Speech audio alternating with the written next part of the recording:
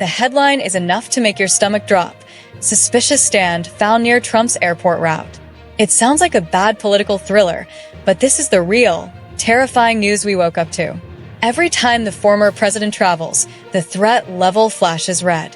Now, federal officials quickly tried to dismiss the discovery of structure found in a tree line near the Palm Beach International Airport, overlooking an area Air Force One uses. They said it was just an old hunting stand, likely there for months, and no one was present. But let's be brutally honest. After a confirmed sniper attack plot that led to a conviction just last month, and a separate shooting in Pennsylvania, where a bullet actually grazed him, you can't exactly blame people for connecting the dots. In this political climate, a dusty old tree stand overlooking the travel path of a high-profile target is not a harmless relic. It's a terrifying reminder of our fragility. The core problem here goes beyond rusty metal and tree branches. It's the escalating, relentless cycle of political dehumanization that breeds this kind of extremist violence. When the rhetoric from all sides paints opponents not as political rivals, but as existential threats to the nation, some unhinged individuals inevitably decide that violence is the only answer. This intense polarization is the oxygen fueling these chilling attempts. Think about the Secret Service itself. They are the thin line between political discourse and catastrophe, and yet they are under immense pressure. One Senate report on the July assassination attempt highlighted multiple, unacceptable failures in their planning and response. We saw the evidence.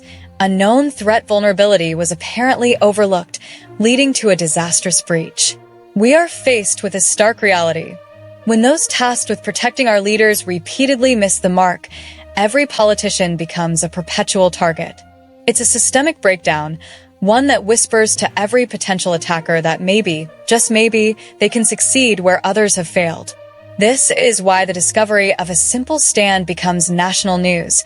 It exposes the gaping holes in the net. The solution is twofold, demanding both institutional reform and individual responsibility.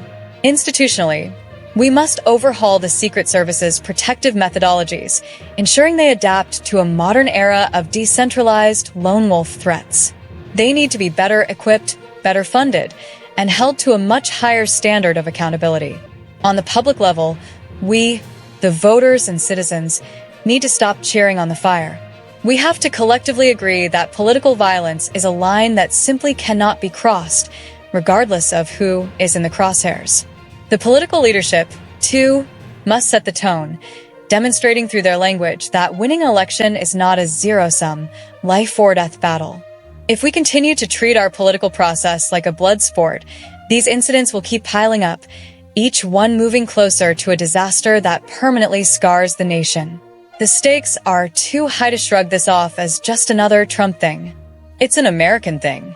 We cannot wait for another successful attack to shock us out of this stupor. We must demand action now, better security protocols, a less inflammatory public square, and a serious reckoning with the forces driving radicalism. How many more near misses will it take before we realize the real target isn't just one man, but the very stability of our republic? Let the discovery of this suspicious stand serve as another urgent alarm clock. It's time to wake up and start fixing the broken foundation of our democracy before it collapses completely.